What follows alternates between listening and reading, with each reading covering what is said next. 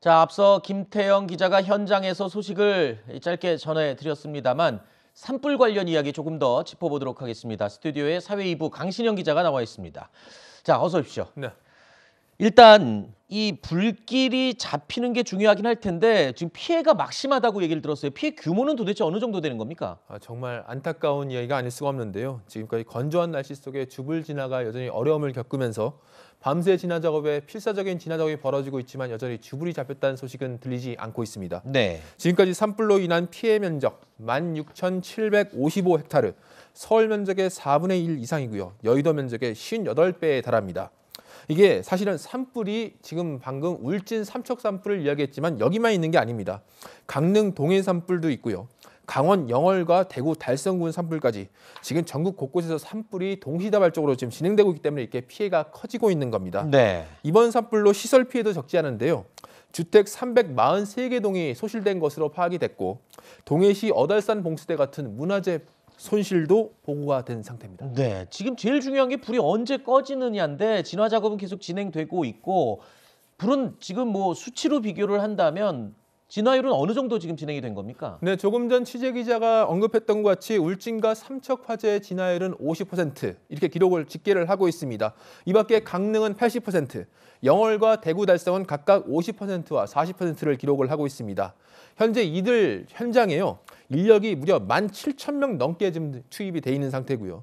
헬기 95대, 차량 등 장비 781대가 진화 작업에 투입된 상황입니다. 네. 이 가장 규모가 큰 울진 산불이 무엇보다 관건인데요. 이 산림당국은 오후에는 이제 강릉과 동해에 투입됐던 소방헬기 18대를 이곳으로 이제 이동시켜 진화 작업에 투입할 예정입니다.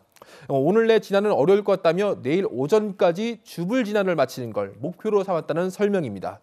이 산림청은 강풍주의보가 이제 어느 정도 해제된 상태에서 오늘 진화 작업에 적기로 이제 보고 있습니다. 내일 오전 이후에는 동풍이 강하게 불 예정이어서 서쪽 산림 지역이 위협받을 수 있다는 판단 때문인데요. 문제는 이제 바람이 잦아드니까 연기가 제자리에서 빠져나오지 못하는 겁니다. 그러다 보니까 거치는 시간이 많이 거치다 보니까 헬기 시야 확보가 어려워지면서 헬기 투입이 난항을 겪고 있는 게 또 다른 문제로 지적이 되고 있습니다. 자, 일단 이 산림청도 오늘 예정될 진화 작업에 대해서 이 계획을 밝히고 있는데요. 최병암 산림청장의 브리핑을 짧게 들어보겠습니다. 서쪽 화선을 제압하는 것을 오늘 진화의 최대 목표로 하고 다만 바람 방향이 다시 남풍으로 바뀌어서 이쪽 기존에 진화된 영역으로 재불이 날 가능성도 있어서 이쪽 지역에 그 민가 보호 조치를 추가로 진행해서 안전하게 산불 진화를 할 계획입니다. 그나마 다행인 건 이 강풍이 조금 잦아들면서 오늘이 아마 불을 끌 수 있는 가장 적기가 아닐까 싶은 기대를 해봅니다. 자, 화마로 인해서 하루아침에 터전을 잃게 된 이재민들은 망연자실한 상태라고 합니다. 안타까운 현장의 목소리도 들어보겠습니다. 내 어때서 보러가 그런 집을 지었는데 나 어제 혼자 한참 시커먼 울다가 내 속이 좀 시원하대. 울어도 소용없고. 수십 년을 살면서 고생해 지었던 집인데 10분도 안 돼가지고 그냥 무너져 버렸어요. 완전히 뭐 눈물바다가 됐죠. 너무 허망하지. 너무 허망해. 어떻게 할 수가 없었어. 정부에서 좀 어려운 할머니들 좀 살펴주십시오. 네, 울먹이는 할머니의 모습이 굉장히 가슴 아팠는데 일단 이 불 끄는 것도 끄는 것이지만 이 화재 원인도 지금 조사에 정식으로 착수를 했다고요. 밝힐 수는 있습니까? 지금 어디까지 조사가 진행됐습니까? 네, 일단 강릉과 동해 같은 경우에는 방화범의 소행으로 이미 판명이 돼서 어제 방화범이 구속이 된 상태고요.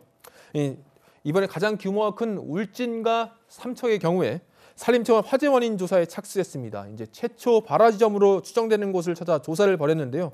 저희 취재진이 만난 화재 조사원 같은 경우에 이 배수로 밑에서 시작된 불씨가 산위 쪽으로 번질 흔적이 발견됐다고 전해왔습니다.